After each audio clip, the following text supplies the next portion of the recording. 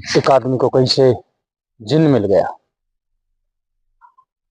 और जिन ने कहा कि मैं तुम्हारा हर काम करूंगा, किंतु यदि तुमने कह दिया ना मेरे पास करवाने के लिए कोई काम नहीं है तो मैं तुम्हें जान से मार दूंगा।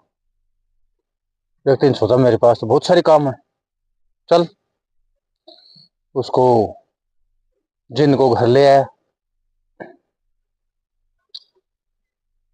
अब जो भी आदमी के पास पेंडिंग में पड़े हुए काम थे वो उससे कहता जिन से, और वो जिन तुरंत कर देता।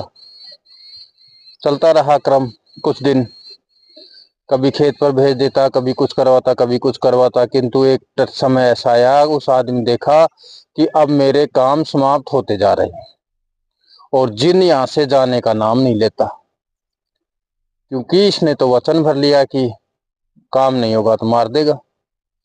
तो मित्रों, उस जिन की एक आदत थी, वो दिन में 3 घंटे सोता था। जिनने उससे ये भी कहा था कि तू किसी को बताएगा तो मैं तुझे मार दूंगा, किंतु आदमी जब देख लिया कि हाँ अब जान पे बनाई है, ये जादूगर जिन है, इसके पास बहुत सारी जादुई शक्तियां हैं, ये मुझे मार देगा।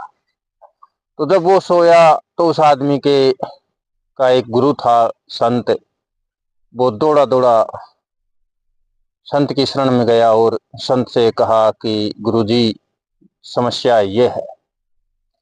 संत ने मुस्कुराते हुए कहा कोई बात नहीं, बहुत बड़ी समस्या नहीं है। आदमी ने कहा गुरुजी मेरी तो जान पे बनाई और आप कह रहे हो कोई खास समस्या नहीं है। बोले हाँ, खास समस्या नहीं है। अपने ये जो आश्रम में पिल्ले घूम रहे हैं ना, इनमें से कोई भी एक पिल्ला पकड़ ले जा और काम जितने भी तुझे करवाने हैं वो तो करवा लेना, और जब तुझे लगे कि तेरे सारे काम पूरे हो गए तब जिनको एक पिल्ला दे देना और कह देना कि इसकी पूंछ को सीधा कर दो। मित्रों, आदमी समझदार था, बहुत सारे काम करवा लिए। सारा काम निबट जाने के बाद में उसने जिन के हाथ में पिल्ला सौंप दिया और कहा कि इसकी पूंछ को सीधा कर दो। अब जिन उस पिल्ले की पूंछ को पकड़ के खींचे, सीधा करे, छोड़े, फिर वही, पकड़ के खींचे, छोड़े, फिर वही। अब जिन क्या करे, वहां जिनका कोई जादू काम नहीं कर रहा था और जिनकी खोपड़ी खराब हो चुकी थी।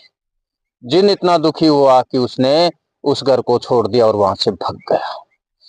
तो समझने वाली बात यह है कि सबसे पहले कब तो महत्व गुरु का है, जो हर समस्या का समाधान रखता है। दूसरा, कुछ समस्याएं ऐसी हैं जो कुत्ते की पूंछ की तरह आप उनको सीधा करते हैं किंतु वो टेढ़ी हो जाती हैं, हमेशा ध्यान रखें।